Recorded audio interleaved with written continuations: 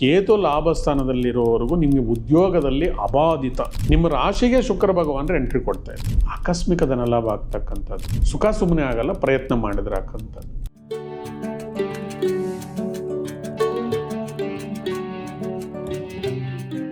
ಓಂ ಶ್ರೀ ಗಣೇಶಾಯ ನಮಃ. ಓಂ ಶ್ರೀ ಗುರುಭ್ಯೋ ನಮಃ. ಓಂ ಶ್ರೀ ಸರಸ್ವತೈ ನಮಃ. ಮಾತೃದೇವೋಭವ. ತತ್ವಮಸಿ ಚಾನಲ್ ಪ್ರೇಕ್ಷಕರಿಗೆ ನಿಮ್ಮ ರಾಘವನ್ ವೆಂಕಟರಾಘವನ್ ಮಾಡ್ತಕ್ಕಂಥ ನಮಸ್ಕಾರಗಳು.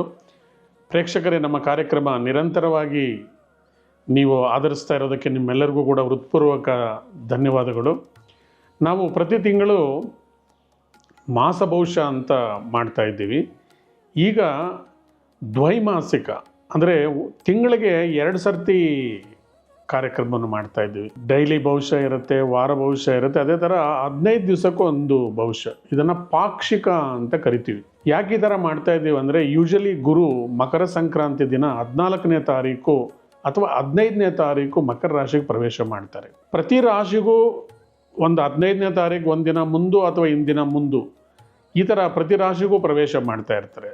ನಾವು ಮಾಸ ಭವಿಷ್ಯವನ್ನು ಮಾಡುವಾಗ ಸೂರ್ಯ ಭಗವಾನರು 14, 15, 16 ಈ ದಿನಗಳಲ್ಲೇ ರಾಶಿ ಪ್ರವೇಶ ಮಾಡ್ತಾ ಇರೋದ್ರಿಂದ 15 ದಿನಕ್ಕೊಂದು ಸರ್ತಿ ಮಾಡಿದರೆ ಸೂರ್ಯರ ಒಂದು ರಾಶಿ ನಿಖರವಾಗಿ ಒಂದೇ ರಾಶಿಯಲ್ಲಿರುತ್ತೆ ಅಂತಕ್ಕಂಥ ಒಂದು ಭಾವನೆಯಿಂದ ನಾವು ಈ ದ್ವೈಮಾಸಿಕ ಅಥವಾ ಪಾಕ್ಷಿಕ 15 ಡೇಸ್ ಒನ್ಸ್ ಕಾರ್ಯಕ್ರಮವನ್ನು ಈ ತಿಂಗಳಿಂದ ಪ್ರಾರಂಭ ಮಾಡ್ತಾ ಇದ್ದೀವಿ. ಕಾರ್ಯಕ್ರಮ ಪ್ರಾರಂಭ ಮಾಡೋಕ್ಕೆ ಮೊದಲು ಗ್ರಹಗಳು ಗೋಚಾರದಲ್ಲಿ ಯಾವ ಥರ ಪ್ರಯಾಣ ಮಾಡ್ತಾ ಇದ್ದಾವೆ, ಜರ್ನಿ ಯಾವ ಥರ ಇದೆ ನೋಡ್ಕೊಂಡು ಬರೋಣ ಬನ್ನಿ. ಮೊದಲನೇದಾಗಿ ಗುರು ಭಗವಾನರು ಉಚ್ಚರಾಗಿ ಕರ್ಕಾಟಕ ರಾಶಿಯಲ್ಲಿ ಸ್ಥಿತರಾಗಿದ್ದಾರೆ.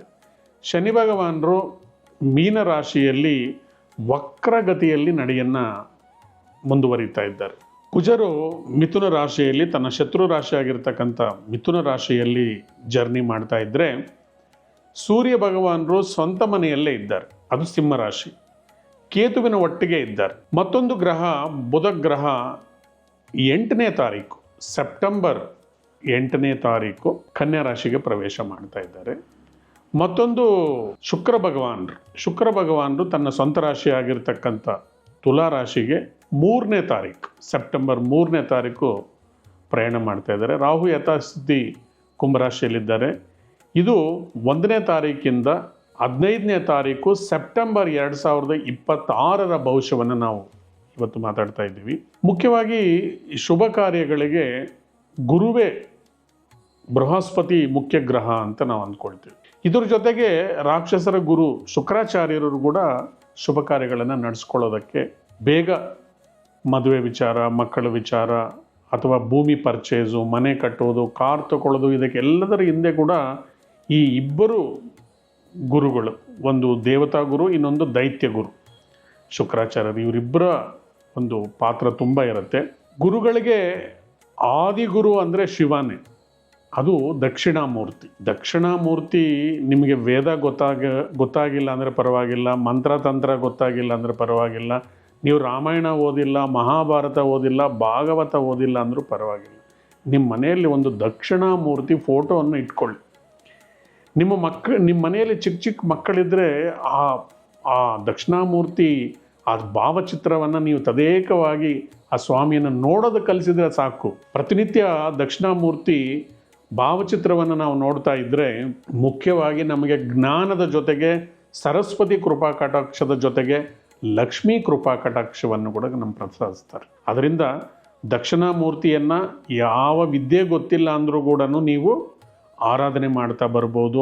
ಸ್ವಾಮಿಗೆ ಭಕ್ತಿಯಿಂದ ನಮಸ್ಕಾರ ಮಾಡಿದರೆ ಸಾಕು, ನಿಮ್ಗೆ ಎಲ್ಲ ಜ್ಞಾನವನ್ನು ಪ್ರಸಾದಿಸ್ತಾರೆ. ಮಕ್ಕಳು ಮೊಂಡುತನ ಮಾಡ್ತಾ ಇದ್ದರೆ, ಓದೋದ್ರಲ್ಲಿ ಕಾನ್ಸಂಟ್ರೇಷನ್ ಇಲ್ಲ, ಓದೋದ್ರಲ್ಲಿ ಹಿಂದೆ ಬಿದ್ದಿದ್ದಾರೆ ಅಂದರೆ ದಕ್ಷಿಣಾಮೂರ್ತಿ ಒಂದು ಭಾವಚಿತ್ರವನ್ನು ನಿಮ್ಮ ಮನೆಯಲ್ಲಿ ಇಟ್ಕೊಂಡು ಅದನ್ನು ನೋಡೋ ಥರ ನೀವು ಪ್ರೇರೇಪಣೆ ಮಾಡಿ ಡೈಲಿ ಒಂದು 2 ಮಿನಿಟ್ಸ್ 3 ಮಿನಿಟ್ಸ್ ಭಕ್ತಿಯಿಂದ ನೋಡಿದರೆ ಸಾಕು. ಮತ್ತು ಶುಭ ಕಾರ್ಯಗಳಿಗೆ ಬೃಹಸ್ಪತಿನ ಯಾವ ಥರ ಒಂದು ಶಾಂತಿ ಮಾಡ್ಕೋಬೇಕು, ಮದುವೆ ಆಗಿಲ್ಲ ಅಂತಾರೆ, ಸಂತಾನ ಭಾಗ್ಯ ಡಿಲೇ ಆಗ್ತಾ ಇದೆ ಅಂತ ಕರೀತಾರೆ, ಮನೆ ಪರ್ಚೇಸ್ ಮಾಡೋದು, ಸೈಟ್ ಪರ್ಚೇಸ್ ಮಾಡೋದು, ಇಂಥದಕ್ಕೆಲ್ಲ ಗುರುಗ್ರಹ ಮುಖ್ಯವಾಗಿ. ಗುರುವಿನ ಕಲರು ಯೆಲ್ಲೋ ಕಲರ್.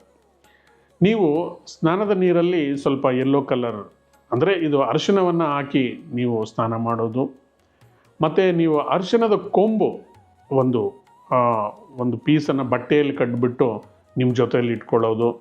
ಹೀಗೆ ಅರಿಶಿಣವನ್ನು ಬಳಸೋದ್ರಿಂದ ಮತ್ತು ಗುರುವನ್ನ ಧ್ಯಾನ ಮಾಡೋದು, ಮತ್ತು ಯೆಲ್ಲೋ ಕಲರ್ ಖರ್ಚೀಪು, ಯೆಲ್ಲೋ ಕಲರ್ ದಾರ ಕೈಗೆ ನೀವು ಕಟ್ಕೊಳ್ಳೋದ್ರಿಂದ ಗುರುಗಳ ಅನುಗ್ರಹ ಸಿಕ್ಕಿ ಶುಭ ಕಾರ್ಯಗಳು ನಡೆಯುತ್ತೆ. ಮತ್ತು ಒಂದೊಂದು ರಾಶಿಯಾಗಿ ಮೇಷರಾಶಿಯಿಂದ ಹಿಡಿದು ಮೀನರಾಶಿಯವರೆಗೆ ಸೆಪ್ಟೆಂಬರ್ 1ರಿಂದ 15ನೇ ತಾರೀಕುವರೆಗೂ ತಿಳ್ಕೊಳ್ಳೋಣ ಬನ್ನಿ. ಮತ್ತೊಂದು ರಾಶಿ ತುಲಾರಾಶಿ. ಸೆಪ್ಟೆಂಬರ್ 1ನೇ ತಾರೀಕಿಂದ 15ನೇ ತಾರೀಕುವರೆಗೂ ನಿಮಗೆ ಫಲಾಫಲ ಯಾವ ಥರ ಇದೆ ನೋಡೋಣ ಬನ್ನಿ.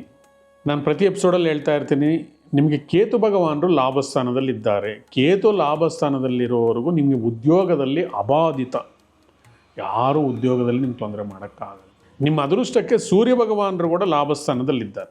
ಸರ್ಕಾರದ ಸೇವೆ ಮಾಡ್ತಕ್ಕಂಥವ್ರು, ಸರ್ಕಾರದಲ್ಲಿ ಕೆಲಸ ಮಾಡ್ತಕ್ಕಂಥವ್ರು, ಒಂದು ಪೋಸ್ಟ್ ಮ್ಯಾನಿಂದ ಹಿಡಿದು ಒಂದು IAS ಆಫೀಸರ್ವರೆಗೂ ಎಲ್ಲರಿಗೂ ಕೂಡ ಸೂರ್ಯ ಭಗವಾನರ ಅನುಕೂಲವನ್ನು ಮಾಡಿಕೊಡ್ತಾ ಇದ್ದಾರೆ. ನಿಮ್ಗೆ ಒಳ್ಳೆ ಕಡೆ ಟ್ರಾನ್ಸ್ಫರ್ ಆಗ್ತಕ್ಕಂಥದ್ದು, ನಿಮ್ಮ ಮೇಲಿನ ಅಧಿಕಾರಿಗಳಿಂದ ನಿಮಗೆ ಸಪೋರ್ಟ್ ಸಿಗ್ತಕ್ಕಂಥದ್ದು, ನಿಮಗೇನಾದರೂ ಪದವಿ ಸನ್ಮಾನ ಇಂಥದ್ದೆಲ್ಲ ಆಗ್ತಕ್ಕಂಥದ್ದು. ನಿಮಗೆ ಶುಕ್ರ ಭಗವಾನರು ನೀಚರಾಗಿ 3ನೇ ತಾರೀಕಿಂದ ಸ್ವಂತ ಮನೆಗೆ ಬರ್ತಾ ಇದ್ದಾರೆ. ಕನ್ಯಾ ರಾಶಿಯಿಂದ ಸ್ವಂತ ಮನೆಗೆ ನಿಮ್ಮ ರಾಶಿಗೆ ಶುಕ್ರ ಭಗವಾನರು ಎಂಟ್ರಿ ಕೊಡ್ತಾ ಇದ್ದಾರೆ. ನಾವು ಬಿಗಿನಿಂಗಲ್ಲೇ ಹೇಳಿದ್ದೀವಿ, ದೈತ್ಯಗುರು ಶುಕ್ರ, ದೇವಗುರು ಬೃಹಸ್ಪತಿ ಇವರಿಬ್ಬರು ಕೂಡ ಶುಭ ಕಾರ್ಯಗಳನ್ನು ಮಾಡಿಕೊಡ್ತಕ್ಕಂಥ. ಶುಕ್ರ ನಿಮ್ಮ ರಾಶಿಗೆ ಬಂದಿದ್ದಾನಂದರೆ ಆಕಸ್ಮಿಕ ಧನಲಾಭ ಆಗ್ತಕ್ಕಂಥದ್ದು, ಸುಖ ಸುಮ್ಮನೆ ಆಗಲ್ಲ, ಪ್ರಯತ್ನ ಮಾಡಿದ್ರೆ ಹಾಕಂಥದ್ದು. ಶುಕ್ರ ಭಗವಾನರು ನಿಮ್ಮ ರಾಶಿಯಲ್ಲಿರುವವರೆಗೂ ನೀವು ಶುಭ ಕಾರ್ಯಗಳಿಗೆ ಪ್ರಯತ್ನ ಮಾಡೋದು. ಮದುವೆಗಾಗಿ ಪ್ರಯತ್ನ ಮಾಡ್ತಾ ಇದ್ದರೆ ಪ್ರಬಲವಾಗಿ ಟ್ರೈ ಮಾಡಿ. ಮದುವೆ ಸಂಬಂಧಗಳು ಹತ್ರಕ್ಕೆ ಬಂದು ಮಾತುಕತೆಯಲ್ಲಿ ನಿಂತಿದ್ರೆ ಇಂಥ ಸಂದರ್ಭದಲ್ಲಿ ಮುಂದುವರಿಸ್ತಕ್ಕಂಥದ್ದು. ನಿಮ್ಮ ಗರ್ಲ್ಫ್ರೆಂಡ್ ಏನಾದರೂ ಮುನಿಸ್ಕೊಂಡಿದ್ರೆ ಇಂಥ ಸಂದರ್ಭದಲ್ಲಿ ನೀವು ಫೋನ್ ಮಾಡಿದ್ರೆ ಸಡನ್ ಆಗಿ ಕನೆಕ್ಟ್ ಆಗ್ಬೋದು. ಶುಕ್ರ ಭಗವಾನರಿಂದ ಕಲಾರಂಗದಲ್ಲಿ ಸೇವೆ ಮಾಡ್ತಾ ಇರೋರಿಗೆ, ಸಾಹಿತಿಗಳಿಗೆ ಕೂಡ ಸನ್ಮಾನ ಸಮಾರಂಭಗಳು ನಡೆಯತಕ್ಕಂಥದ್ದು, ಗೌರವ ಸಿಗ್ತಕ್ಕಂಥದ್ದು, ಆರ್ಟಿಸ್ಟ್ಗಳಿಗೆ ಹೊಸ ಅವಕಾಶಗಳು ಸಿಗ್ತಕ್ಕಂಥದ್ದು. ಬುಧ ಭಗವಾನರು ನಿಮ್ಮ 12ನೇ ಮನೆಗೆ ಬರ್ತಾ ಇದ್ದಾರೆ. 12ನೇ ಮನೆ ಇದು relationship between wife and husband. ಬುಧರ ಪ್ರಭಾವದಿಂದ ನಿಮಗೆ ಸಾಂಗತ್ಯ, ಗಂಡು ಹೆಣ್ಣಿನ ಸಾಂಗತ್ಯ ಕೂಡ ಚೆನ್ನಾಗಿದೆ. ಕರ್ಮಸ್ಥಾನದಲ್ಲಿ ಗುರು ಭಗವಾನರು ಕೂತ್ಕೊಂಡಿದ್ದಾರೆ. ಅಂದರೆ ನೀವು ಮಾಡ್ತಕ್ಕಂಥ ಕೆಲಸ ಕಾರ್ಯದಲ್ಲಿ ನಿಮಗೆ ಸಪೋರ್ಟ್ ಸಿಗ್ತಕ್ಕಂಥ, ನಿಮ್ಮ ಸಬಾರ್ಡಿನೇಟ್ಸಿಂದ, ನಿಮ್ಮ ಬಾಸಿಂದ ಸಪೋರ್ಟ್ ಸಿಕ್ಕತ್ತೆ. ಆದರೆ ಕರ್ಮಸ್ಥಾನದಲ್ಲಿ ಗುರು ಭಗವಾನರು ನಿಮಗೆ ಯಾವಾಗಲೂ ಕೊಡ್ತಕ್ಕಂಥ ಕೆಲಸಕ್ಕಿಂತ ಹೆಚ್ಚಿನ ಶ್ರಮೆಯನ್ನು ಕೊಡ್ತಾರೆ. ನಿಮ್ಮ ಕಡೆಯಿಂದ ಹೆಚ್ಚು ಎಫರ್ಟ್ಸನ್ನು ನಿರೀಕ್ಷೆ ಮಾಡ್ತಾರೆ. ನಿಮ್ಮ ಕಡೆಯಿಂದ ಸ್ಮಾರ್ಟ್ ವರ್ಕನ್ನು ಎಕ್ಸ್ಪೆಕ್ಟ್ ಮಾಡ್ತಾರೆ. ನಿಮಗೆ ಬದಲಾವಣೆ ಅಗತ್ಯ. ನಿಮ್ಮಲ್ಲಿ ಟೆಕ್ನಾಲಜಿ ಆಗ್ಬೋದು, ನಿಮ್ಮ ವಿದ್ಯೆಯಲ್ಲಿ ಸ್ವಲ್ಪ ಅಪ್ಗ್ರೇಡ್ ಮಾಡ್ಕೊತ ಬನ್ನಿ. ಸ್ವಲ್ಪ ಏನಾದರೂ ಟೆಕ್ನಾಲಜಿಯನ್ನು ಕಲಿಯೋದಕ್ಕೆ ಕೂಡ ಪ್ರಯತ್ನ ಮಾಡ್ತಾ ಬನ್ನಿ. ನಿಮಗೆ ಸಪ್ತಮಾಧಿಪತಿ ಅಷ್ಟಮದಲ್ಲಿದ್ದಾರೆ. ಸಪ್ತಮಾಧಿಪತಿ ಅಷ್ಟಮದಲ್ಲಿದ್ದರೆ ಒಂದೊಂದು ಸರ್ತಿ ನಿಮ್ಮ ಸಂಗಾತಿ ಮುನಿಸ್ಕೊಳ್ತಕ್ಕಂಥದ್ದು, ನಿಮ್ಮ ಪಾರ್ಟ್ನರ್ ಕಡೆಯಿಂದ ನಿಮಗೆ ಸರಿಯಾಗಿ ಸಪೋರ್ಟ್ ಸಿಗದೇ ಇರೋದು ವ್ಯವಹಾರಗಳಲ್ಲಿ ಅಥವಾ ಗೃಹ ಮನೆಗೆ ಸಂಬಂಧಿಸಿರ್ತಕ್ಕಂಥ ಕೆಲಸ ಕಾರ್ಯಗಳಲ್ಲಿ ಸಣ್ಣ ಪುಟ್ಟದ್ದು ಕೂಡ ಬರ್ಬೋದು. ಆದರೆ ಶುಕ್ರ ಭಗವಾನರು ಇದನ್ನು ನಿವಾರಣೆ ಮಾಡ್ತಾ ಇದ್ದಾರೆ. ಕುಜರನ ಹೊಲಿಸ್ಕೋಬೇಕಂದ್ರೆ ಲಕ್ಷ್ಮೀ ನರಸಿಂಹಸ್ವಾಮಿ ಕರಾವಲಂಬನ ಸ್ತೋತ್ರವನ್ನು ಓದ್ಕೊಳ್ಳಿ.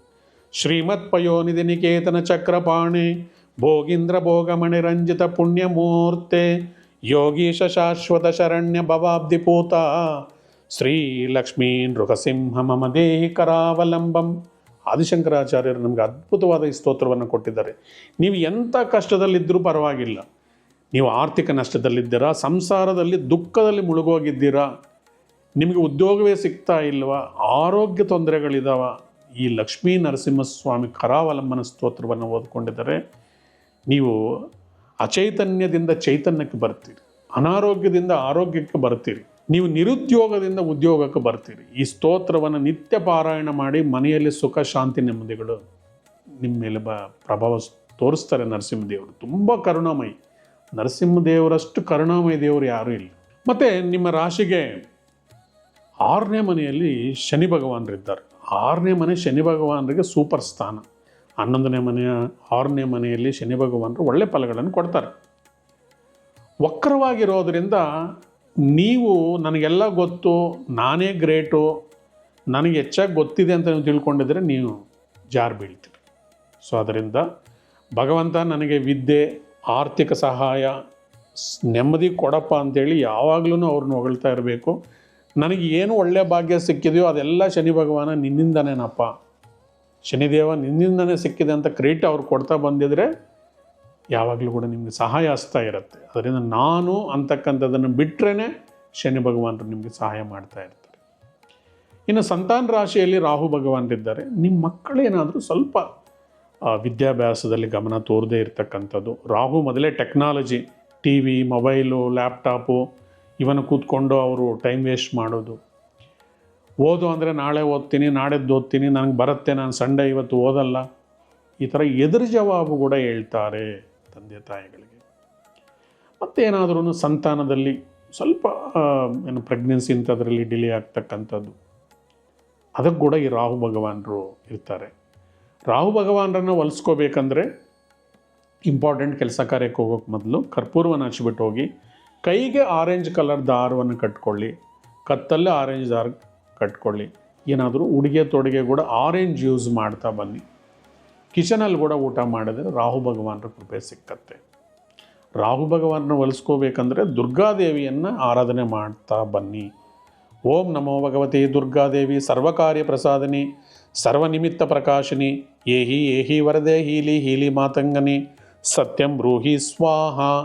ಈ ಮಂತ್ರವನ್ನು ಹೇಳ್ಕೊತ ಬನ್ನಿ. 10 ಸರ್ತಿ ನೋಡಿ ಈ ಮಂತ್ರವನ್ನು, ನೋಡ್ಬಿಟ್ಟು ಒಂದೊಂದು ಅಕ್ಷರ ಬರ್ಕೊಳ್ಳಿ, ಮತ್ತೊಮ್ಮೆ ವಿಡಿಯೋ ನೋಡಿ ಬರ್ಕೊಳ್ಳಿ.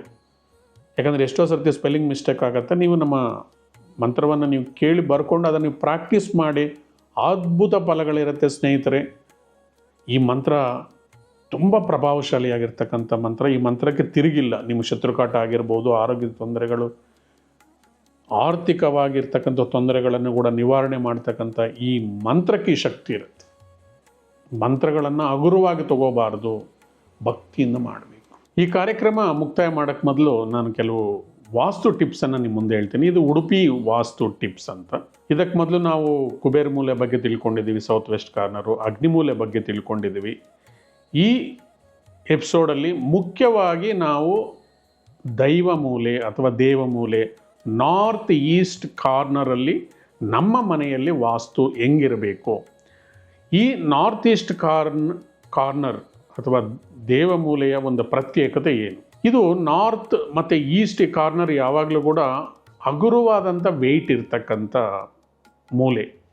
ಈ ಜಾಗದಲ್ಲಿ ನಾವು ಹೆಚ್ಚು ಭಾರವನ್ನು ಇಡಬಾರ್ದು. ಮೊದಲನೇದಾಗಿ ಮನೆಯಲ್ಲಿ ಬಾಗಿಲು ಸಾಧಾರಣವಾಗಿ ಎಲ್ಲರೂ ಕೂಡ ಈಸ್ಟ್ಗೆ ಅಥವಾ ನಾರ್ತ್ಗೆ ದೇವಮೂಲೆಯಲ್ಲಿ ಇಡ್ತಾರೆ. ಯಾವಾಗಲೂ ಕೂಡ ಈಸ್ಟಿಂದ 3 ಭಾಗಗಳನ್ನು ಬಿಟ್ಟೇ ನೀವು ಮೇನ್ ಡೋರನ್ನು ಇಡಬೇಕು. ಯಾಕಂದರೆ ಯಾವಾಗಲೂ ಎಷ್ಟೋ ಮನೆಗಳಲ್ಲಿ ದೇವಮೂಲೆನೇ ಇರೋದಿಲ್ಲ, ಕಾರ್ನರ್ಗೆ ಬಾಗಿಲು ಇಟ್ಟಿರ್ತಾರೆ. ಆ ತಪ್ಪು ಮಾಡಬಾರ್ದು. ನಿಮಗೇನಾದರೂ ಈಸ್ಟ್ ಅಥವಾ ನಾರ್ತ್ಗೆ ನಿಮ್ಮ ಮನೆ ಬಾಗಿಲಿದ್ದರೆ ಮೊದಲು 3 ಭಾಗಗಳನ್ನು ಬಿಟ್ಟುಬಿಟ್ಟು, ಅಂದರೆ ಮೊದಲು ಸೂರ್ಯ, ಚಂದ್ರ, ಕುಜ ಈ ಭಾಗಗಳನ್ನು ಬಿಟ್ಬಿಟ್ಟು ನೆಕ್ಸ್ಟ್ ಬುಧ ಮತ್ತು ಗುರು ಮಧ್ಯದಲ್ಲಿ 4 ಮತ್ತು 5ನೇ ಭಾಗದಲ್ಲಿ ನೀವು ಇಟ್ಕೊಂಡಿದರೆ ನಿಮಗೆ ತುಂಬ ಅನುಕೂಲ ಆಗುತ್ತೆ. ಈ ಜಾಗದಲ್ಲಿ ಸಾಧ್ಯವಿದಷ್ಟು ಕೂಡ ಕ್ಲೀನಾಗಿರಬೇಕು. ಯಾವುದೇ ಕನ್ಸ್ಟ್ರಕ್ಷನ್ ಮಾಡಬಾರ್ದು. ಎಕ್ಸ್ಪೆಷಲಿ ದೇವರ ಕೋಣೆಯನ್ನು ನೀವು ಈ ಮೂಲೆಯಲ್ಲಿ ಮಾಡಬಾರ್ದು. ಯಾಕಂದರೆ ನಾವು ಕನ್ಸ್ಟ್ರಕ್ಷನ್ ಮಾಡೋದ್ರಿಂದ ಈ ಮೂಲೆ ಭಾರವಾಗಿ ನಮಗೆ ಅನಗತ್ಯವಾದಂಥ ಆರ್ಥಿಕ ಸಮಸ್ಯೆಗಳು ಮತ್ತು ಮನೆಯಲ್ಲಿ ಶುಭ ಕಾರ್ಯಗಳು ಡಿಲೇ ಆಗ್ತವೆ. ಆದ್ದರಿಂದ ಸಾಧ್ಯವಿದ್ದಷ್ಟು ಈ ಮೂಲೆ ಕ್ಲೀನಾಗಿರಬೇಕು. ಮತ್ತು ಈ ಮೂಲೆಯ ಬಣ್ಣ ಬಂದು ಗ್ರೀನ್ ಕಲರ್ ಬಣ್ಣ, ಗ್ರೀನ್ ಕಲರ್ ಕರ್ಟನ್ಸು, ಕಿಟಕಿ ಈ ಥರ ನೀವು ಬಳಸೋದ್ರಿಂದ ಈ ಮೂಲೆ ಪ್ರಬಲವಾಗಿ ನಿಮಗೆ ಎನರ್ಜಿಯನ್ನು ಕೊಡುತ್ತೆ. ಈ ಮೂಲೆಯಲ್ಲಿ ಎಕ್ಸ್ಪೆಷಲಿ ಈಸ್ಟ್ಗೆ ಇರ್ತಕ್ಕಂಥ ವಿಂಡೋಗೆ ನೀವು ಗ್ರೀನ್ ಕಲರ್ ಬಣ್ಣವನ್ನು ಬಳಸಿ, ನಾರ್ತ್ಗಿರೋದಕ್ಕೆ ಬ್ಲೂ ಕಲರ್ ಬಣ್ಣವನ್ನು ಬಳಸಿ. ಈ ನಾರ್ತಲ್ಲಿ ನೀವೊಂದು ಕುಬೇರ ವಿಗ್ರಹವನ್ನು ನಾರ್ತಲ್ಲಿ ನೀವೊಂದು ಇಟ್ಕೊಂಡಿದರೆ ಅದು ನಿಮಗೆ ಹೆಚ್ಚಿನ ಆರ್ಥಿಕ ಸಹಾಯ ಒದಗಿ ಬರುತ್ತೆ. ಈಸ್ಟು ಇಂದ್ರ ಅಧಿಪತಿ ಆಗಿದ್ದರೆ ನಾರ್ತ್ಗೆ ಕುಬೇರ ಅಧಿಪತಿ. ಅದರಿಂದ ಈ ಲಾಫಿಂಗ್ ಬುದ್ಧ ಅಂತ ಏನು ಕರಿತೀವಿ, ಇದನ್ನು ನೀವು ಈ ಮೂಲೆಯಲ್ಲಿ ಇಟ್ಕೊಳ್ಳೋದ್ರಿಂದ ನಿಮಗೆ ಆರ್ಥಿಕ ಸ್ಥಿತಿಗತಿಗಳು ಇಂಪ್ರೂವ್ ಆಗ್ತವೆ. ಮತ್ತು ಈ ಮೂಲೆಯಲ್ಲಿ ಒಂದು ನೀಲಿ ಬಣ್ಣದ ಬಾಟ್ಲಲ್ಲಿ ಒಂದು ಮನಿ ಪ್ಲ್ಯಾಂಟನ್ನು ಬೆಳೆಸಿ. ಸೊ ಮನಿ ಪ್ಲ್ಯಾಂಟು ಬ್ಲೂ ಕಲರ್ ನಾರ್ತಲ್ಲಿದ್ದರೆ ನಿಮಗೆ ಅದರಿಂದ ಅನುಕೂಲಗಳು ಚೆನ್ನಾಗಿರುತ್ತೆ. ಆ ಬಾಟ್ಲಲ್ಲಿ ನೀರಿರೋದ್ರಿಂದ ನಾರ್ತ್ ಬಂದು ನೀರು ರೆಪ್ರೆಸೆಂಟ್ ಮಾಡೋದ್ರಿಂದ ನೀರಿನ ಶಕ್ತಿ ಹೆಚ್ಚಾಗುತ್ತೆ. ನಿಮ್ಮ ಮನೆ ಹಾಲ್ ಸ್ಪೇಷಿಯಸ್ ಆಗಿದ್ದರೆ ನಾರ್ತಲ್ಲಿ ಒಂದು ಫಿಶ್ ಟ್ಯಾಂಕ್ ಕೂಡ ಇಡಿ, ಅದರಲ್ಲಿ ಒಂದು ಕಪ್ಪು ಒಂದು ಫಿಶ್ ಇರೋ ಥರ ನೋಡ್ಕೊಳ್ಳಿ. ಈ ಕರಿ ಮೀನು ನಮ್ಮನ್ನು ಪ್ರೊಟೆಕ್ಟ್ ಮಾಡುತ್ತೆ. ಮನೆಯಲ್ಲಿ ಇರ್ತಕ್ಕಂಥ ಕರಿ ಮೀನು, ಕರಿ ಮೇಕೆ, ಕರಿ ನಾಯಿ ಮನೆಗೆ ಏನಾದರೂ ದೃಷ್ಟಿ ಆಗಿದರೆ, ನಮ್ಮ ಮೇಲೆ ಏನಾದರೂ ನೆಗೆಟಿವ್ ಪ್ರಭಾವ ಬೀಳ್ತಾ ಇದ್ದರೆ ಅದು ತೊಗೊಂಡು ಅದು ಸತ್ತೋಗುತ್ತೆ. ಮನೆಯಲ್ಲಿ ಮೀನು ಸತ್ತೋದ್ರೆ ಎದುರ್ಕೊಳ್ಬೇಡಿ. ನಿಮ್ಮ ಮೇಲೆ ಆಗಬೇಕಾಗಿರ್ತಕ್ಕಂಥ ದೃಷ್ಟಿ ಅಥವಾ ಯಾವುದೇ ನೆಗೆಟಿವನ್ನು ಅದು ತೊಗೊಂಡು ಅದು ಸತ್ತೋಗುತ್ತೆ. ಅದಕ್ಕೆ ಮೀನು ಸಾಕೋದಕ್ಕೆ ಇಷ್ಟ ಇರತಕ್ಕಂಥವರು ನಾರ್ತಲ್ಲಿ ಒಂದು ಮೀನಿನ ಒಂದು ಅಕ್ವೇರಿಯಮನ್ನು ಇಟ್ಕೊಳ್ಳಿ. ಅದರಿಂದ ಕೂಡ ನಿಮಗೆ ತುಂಬ ಅದ್ಭುತಗಳಾಗತ್ತೆ. ಈ ಮೂಲೆಯಲ್ಲಿ ಯಾವುದೇ ಕಾರಣಕ್ಕೂ ಕೂಡ ಟಾಯ್ಲೆಟ್ ಬರಬಾರ್ದು. ಒಂದು ವೇಳೆ ಟಾಯ್ಲೆಟ್ ಬಂದಿದೆ ಅಂತೇಳಿದರೆ ನೀವು ಆ ಟಾಯ್ಲೆಟನ್ನು ಬಂದ್ ಮಾಡೋದು ಒಳ್ಳೆಯದು. ಆ ಮೂಲೆ ಯಾವಾಗಲೂ ಕೂಡ ಫ್ರೀಯಾಗಿರೋ ಥರ ನೋಡ್ಕೊಳ್ಳಿ. ಬೆಳಗ್ಗೆ ಸಂಜೆ ಯಾವಾಗಲೂ ಕೂಡ ಈ ಮೂಲೆಯಲ್ಲಿ ಬಾಗಿಲು ಕಿಟಕಿ ತೆಗೆದಿಡಬೇಕು. ಬೆಳಗ್ಗೆ ಸೂರ್ಯೋದಯದ ಟೈಮಲ್ಲಿ ಮತ್ತು ಸಂಜೆ ಸೂರ್ಯಾಸ್ತದ ಟೈಮಲ್ಲಿ ನೀವು ಕಿಟಕಿ ಬಾಗಿಲು ದೇವ ಮೂಲೆಯಲ್ಲಿ ತೆಗೆದಿಡೋದ್ರಿಂದ ನಿಮ್ಮ ಮನೆಗೆ ದೈವಶಕ್ತಿ ಒಳಗಡೆ ಬರುತ್ತೆ. ಕಾಸ್ಮಿಕ್ ಎನರ್ಜಿ ಬಂದು ಮನೆಯಲ್ಲಿ ಲಕ್ಷ್ಮೀ ಕೃಪಾ ಕಟಾಕ್ಷ ಹೆಚ್ಚಾಗತ್ತೆ. ಮತ್ತು ನಿಮಗೆ ಬರೋ ಎಪಿಸೋಡಲ್ಲಿ ಕೂಡ ನಿಮಗೆ ಸಾಕಷ್ಟು ವಾಸ್ತು ಟಿಪ್ಸನ್ನು ಹೇಳ್ತಾ ಬರ್ತಾ ಇರ್ತೀನಿ. ಇದರ ಜೊತೆಗೆ ನಿಮಗೆ ನಾರ್ತಲ್ಲಿ ಒಂದು ವಾಲ್ ಕ್ಲಾಕ್ ಇಟ್ಕೊಳ್ಳಿ. ಮನೆಯಲ್ಲಿ ವಾಲ್ ಕ್ಲಾಕನ್ನು ನೀವು ಇಟ್ಕೊಂಡಿದ್ರೆ ತುಂಬ ಒಳ್ಳೆಯದು. ನಾರ್ತ್ ಈಸ್ಟ್ ಕಾರ್ನರಲ್ಲಿ ನಾರ್ತ್ಗೆ ಒಂದು ಲೈವ್ ಸೈಜ್ ಮಿರರ್ ಹಾಕಿದರೆ, ನಿಮ್ಮ ಮನೇಲಿ ಏನಾದ್ರೂ ದೇವಮೂಲೆ ಕಟ್ಟಾಗಿದ್ದು ದೇವಮೂಲೆಯಲ್ಲಿ ದೋಷಗಳಿದ್ದರೆ ನೀವು ನಾರ್ತ್ಗೆ ಒಂದು ಲೈವ್ ಸೈಜ್ 3x6 ಒಂದು ಮಿರರನ್ನು ಅಳವಡಿಸ್ಕೊಳ್ಳೋದ್ರಿಂದ ಕೂಡ ಮನೆಯಲ್ಲಿ ಎನರ್ಜಿ ಜಾಸ್ತಿಯಾಗಿ ಆ ವಾಟರ್ ಕಾಂಟೆಂಟ್ ಮಿರರಲ್ಲಿ ಇರೋದರಿಂದ ಆ ಜಾಗಕ್ಕೆ ಶಕ್ತಿ ತುಂಬಿ ಮನೆಯಲ್ಲಿ ಅದೃಷ್ಟ ಕೂಡ ಏರ್ಪಾಟಾಗತ್ತೆ ಅಂತ ಹೇಳ್ತಾ ಈ ಕಾರ್ಯಕ್ರಮವನ್ನು ನಾನು ಮುಕ್ತಾಯ ಮಾಡ್ತಾ ಇದ್ದೀನಿ. ಬರೋ 16ನೇ ತಾರೀಕಿಂದ 30ನೇ ತಾರೀಕುವರೆಗೂ ನೀವು ತಿಳ್ಕೊಳ್ತಕ್ಕಂಥ ಭವಿಷ್ಯವನ್ನು ಮಾತಾಡೋದಕ್ಕೆ ಮತ್ತೆ ಭೇಟಿ ಮಾಡೋಣ. ಅಲ್ಲಿವರೆಗೂ ನಮಸ್ಕಾರ, ಧನ್ಯವಾದಗಳು. Thank you very much.